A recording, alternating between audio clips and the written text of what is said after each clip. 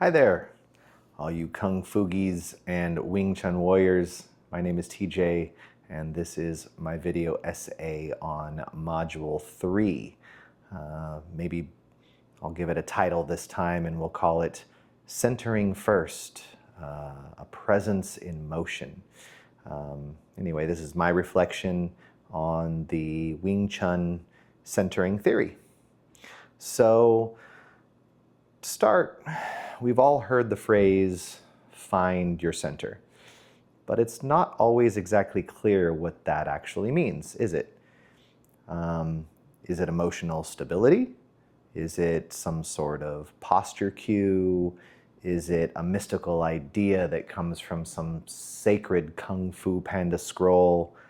Well, turns out it's none of those things actually. And yet, it's kind of like all of them at once. So as I've come to understand from the teacher's workshop in centering, Wing Chun just isn't about form or feeling. It's a real-time state of being, actually. It's a physical alignment, an energetic condition, a kind of presence that threads through every part of us. If our center's off, our structure collapses and our movements get noisy, like trying to run high-speed internet through a loose cable, they said in the workshop. But when our center is on, well, everything syncs up. Physically, centering means stacking your body efficiently. Spine over your pelvis, weight onto the floor, no unnecessary strain.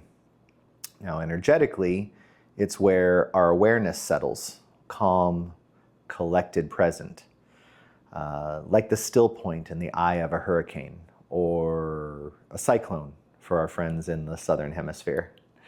And spiritually, it's about saying yes to the moment, not because the moment's easy, but because we're stable within it.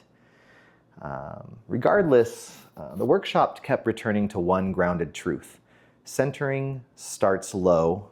That means cultivating awareness in the base of the body, not a tense or forced way, but by inviting the lower body, especially the pelvic floor, to come online. And once that switch flips, the rest of the system just starts to hum. One of the more memorable metaphors in the course compared our body to a sack of potatoes, I believe. Most of us walk around disjointed, arms, legs, core, all kind of just doing their own thing, like trying to lift a floppy bag of potatoes up from one end. Inefficient, super awkward, but when the potatoes meld or are glued together, when the structure becomes unified, especially from the bottom up, we become a single, heavy, integrated presence. And this internal cohesion isn't necessarily about mass, it's about integrity. We're not heavier, we're more connected. And that's what really gives rise to the experience of solidity in rooted movement. So the real takeaway here is that structure amplifies intention, but only when everything is linked through the center line. We don't need more muscles, we need more integration. One of the exercises that clarified for me was the crown pressure test, and it involved applying a gentle downward pressure on the top of someone's head, not to overpower them, but to check whether their structure held up under a subtle challenge. And when the person isn't centered, it's pretty obvious that they'll compensate through either tightening the neck, stiffening the hips, or even like subtly collapsing. But when the spine is truly activated from the ground up and awareness is resting in the center, that same pressure moves through the body without resistance and without breaking down.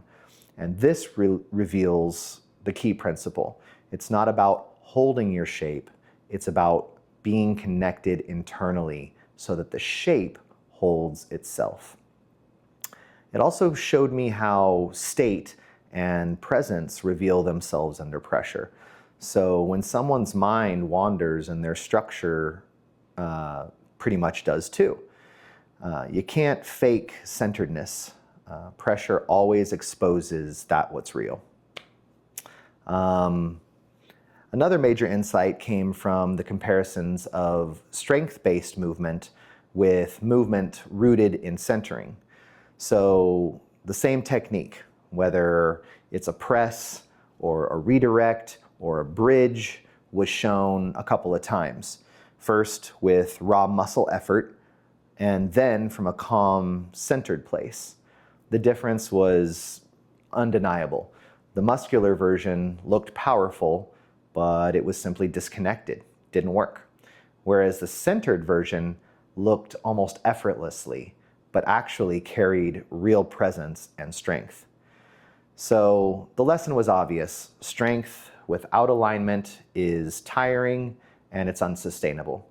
But when you lead from center, you access structural power that doesn't rely on force. And that kind of power is both renewable and adaptable. I kind of also appreciated the emphasis on training super, super slow. So Sifu often points out, almost like obsessively, that speed often hides our disconnection. But when you slow down, you can actually sense and feel the gaps in between your movements and then begin to close them and make them tighter and more fluid.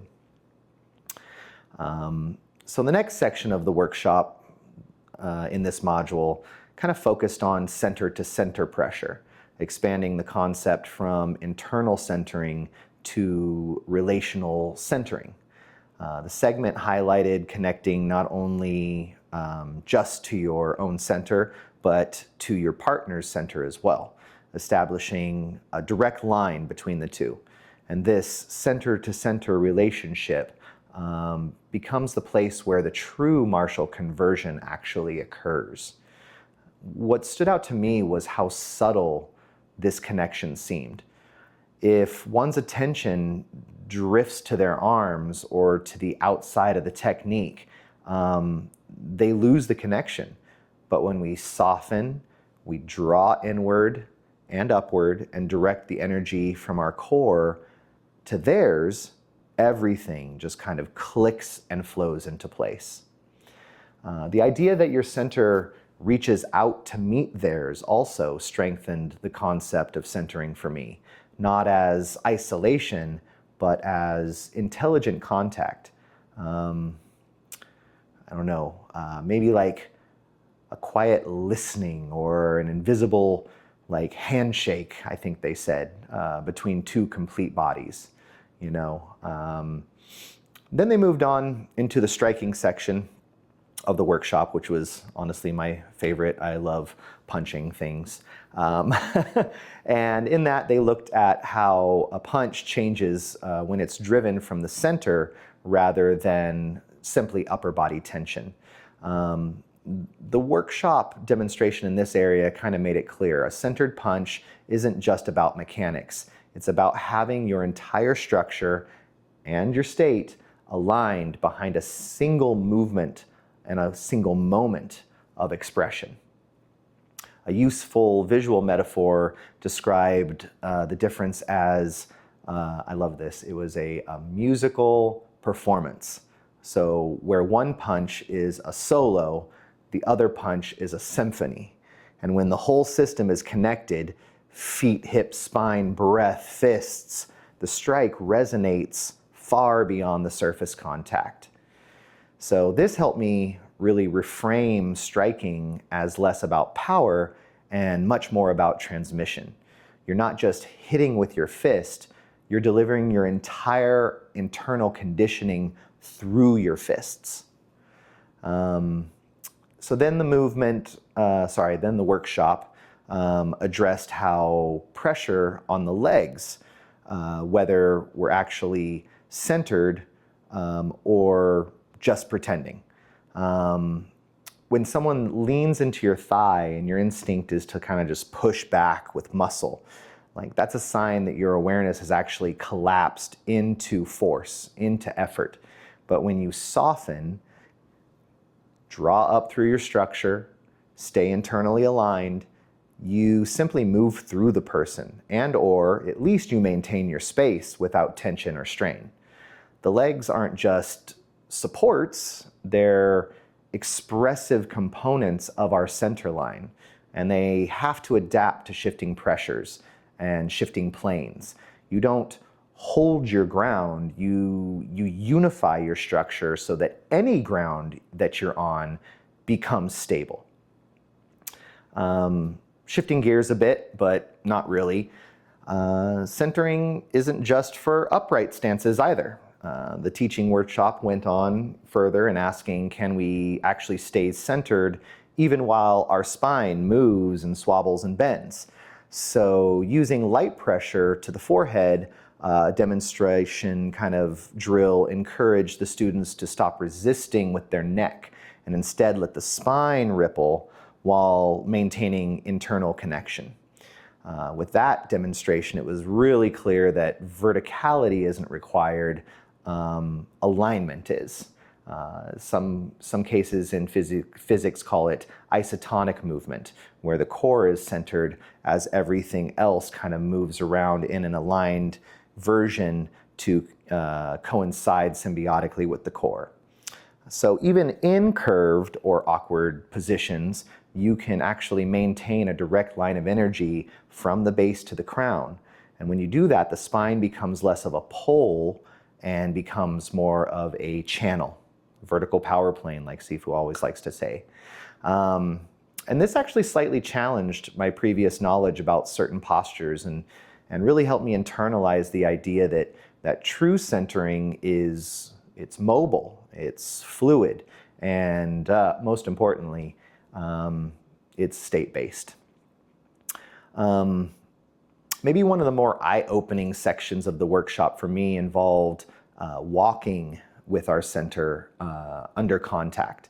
So in this segment, the students or the people we were watching, the partners, would gently place a fist onto their belly, onto their partner's belly. At first, moving forward looked like it felt like a workout. Tension, resistance, overcompensation. But once they dropped into the center and allowed the body to organize itself around that line, their movements became soft and floating and extremely precise, actually. The demonstration seemed like the students were honestly like stepping into a current of a river. So like rather than pushing water, they were integrating and beginning to move with it. So that leads us to the idea it's not necessarily about being passive, it's about letting the center lead. And this redefined movement as internal navigation, not simply external drive. So now state training, the meditations that we all do, all the different forms and versions. You know, it's pretty obvious before any movement comes the state. And before the state comes stillness, if not in body, definitely of mind. So the centering meditation really offered, you know, a important takeaway. Students were guided to breathe, not necessarily to perform breath work per se, which I'm a big advocate, proponent, and teacher of, being a yoga instructor. That being said, setting that aside for now, using the breath to simply relax into presence. From there, they were guided to draw upward gently from the base and cultivating a sense of openness and a sense of presence. As such, it wasn't about straining to find alignment, it's about remembering alignment as our natural state of being. As one analogy I believe was offered was, the center isn't something you build, it's something already present, like a radio signal that's just waiting to be tuned into. So adding intention into this state was the final layer, not just good thoughts, but resonant frequencies, peace, clarity, courage, all of those things, all infused through awareness centered at the core. So you see, it isn't just internal arts, it's actually, all of this is inner living, really. The last section of the workshop in this module kind of brought it all together. Alignment, structure, intention, awareness. But the real invitation wasn't about techniques. It was about becoming the transmission itself. The more clearly we anchor in our own center, the more others feel it. You don't even have to speak. It's something people simply sense. Sifu used an example of a practitioner who kind of just stood their center, breathed, and simply watched their training partner just bounce off. Not from force at all, but just from presence and centering. And as a competition fighter and street fighter of many years ago through my young adolescent life, when I was a little bit more bendable and applicable to being bruised, I can honestly say that I have seen and experienced this bouncing off when someone is centered personally and from a third party, and it is hilariously powerful. And that really sums up everything. It's not about doing more, it's about being more fully aligned, internally and relationally. So whether you're practicing Chi Sao, you're standing in line at the store, you're driving, or even sitting in traffic, this work always applies. You center, you breathe, you connect, and from that place, you move. So to sum it all up, if I had to distill the entire journey of Module 3 into one phrase, it would probably be start with breath, anchor in the center, and then move with intention. Because Wing Chun, as I understand it, doesn't just teach us how to strike. It actually teaches us how to align, to connect, and actually teaches us how to live from a deeper source. And maybe that's the whole point. Not to hit harder, but to live lighter, with presence, with joy, and with power. Power that's rooted in the center. Thank you.